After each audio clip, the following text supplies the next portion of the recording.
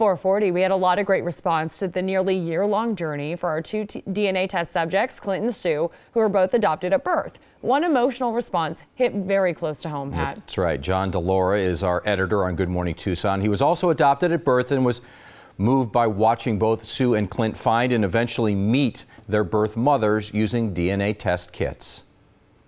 And then she said, "I am your birth mother."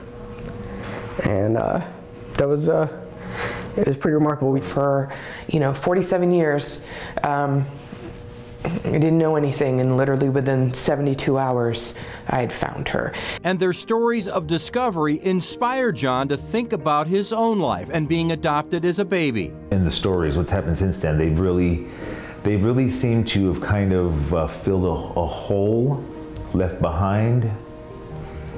And I'm kind of wondering if perhaps the same would happen for me. Obviously there is a hole there, even though maybe I may not acknowledge it. I'm wondering if I just haven't kind of hidden that away. Just like Sue and Clint, John has been apprehensive about searching for his birth parents. He didn't want to upset the loving parents who raised him, and he feared rejection. Okay, I was adopted because they didn't want me. So I think it's kind of a rejection thing. So I think one of the biggest fears probably for anybody that wants to find their parents is maybe a second rejection. And with slight apprehension, John's DNA journey begins. Okay. But this is the actual kit right here. John then submits a DNA sample to Ancestry.com. Several weeks later, the results are in, with John finally getting a glimpse of who he is. Apparently I'm 46% Native American. I've always kind of thought that, to be quite honest. With that knowledge of his heritage, the search begins for John's family. Adopted here in Tucson, John always believed he was born in the Morenci area. Immediately, John finds several promising leads on Ancestry.com. The confidence is extremely high that these are first or second cousins of yours. Wow, okay. To know that there may be some other family out there that may lead back to, the birth parents or whatever is, it's a strange feeling. John then goes to work contacting all of the names on the list through Ancestry.com. But like Clint Miller, one of our DNA test subjects, John hits a dead end. 3 months after deciding to take the big step in finding his birth parents, John is frustrated. It's kind of like a journey that I want to continue now. It's kind of like a quest. In the beginning, I was a little bit apprehensive about like starting this journey, if you will.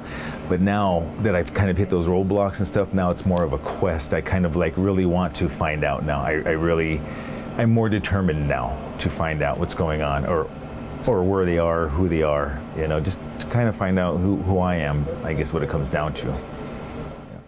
And now at a dead end, we're going to employ the help of Clint Miller, who is one of our earlier test subjects. He's a security analyst, and he has an extensive background in online research. And with Clint's help, hopefully we can help John connect with his birth mother as well.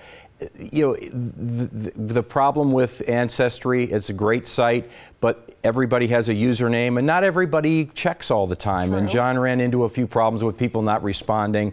And it's just, remember, both Sue and Clint, it was a 6-month journey before they met their mother. True. It's only been 3 months for John, so we're about halfway through this. We're halfway there, and you can't help but watch that story and feel for him and want him to find something. But he's very